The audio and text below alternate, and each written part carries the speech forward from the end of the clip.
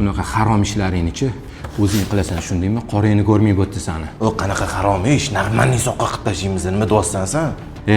Surobotdan qaytib qoringni ko'rmaysani. Hali yana gaplashamiz. Men hujjat. Bu ertaga xitlanib qolmasmikan? Ko'ngli to'q ko'rgan, hammasi yaxshi bo'ladi. Siz bilan ishlash yoqadi-da. Hujjatlar tayyor bo'lsa, men sizga o'zim aloqaga chiqaman. Sardor aka sizmisiz? Assalomu alaykum. Sizni gapingizga ishonib, o'zim yashab turgan uyni sotib, sizni uyingizga to'lov o'qigan edim. 2 yil bo'lib ketdi-yu, aka. Yana qancha kutish mumkin? Aka, iloji bo'lsa, ertaga bitta menga aloqaga chiqing-da. Aka, uylarni topshirishimizga 1 oy vaqt qoldi.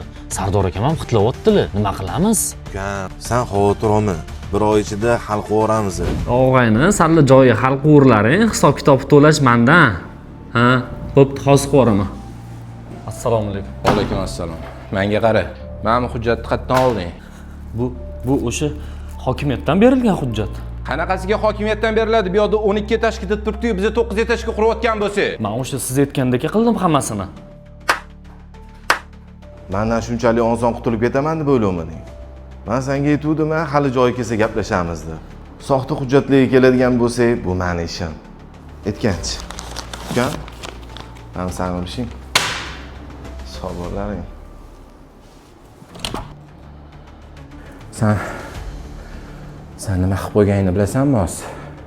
Men bunaqa vaziyat bo'lishini bilmadim. Hammasini to'g'rilayman. Kelib shunga orqa tutasanmi? Qidiruv bo'limidan Sharif Baxtiyor.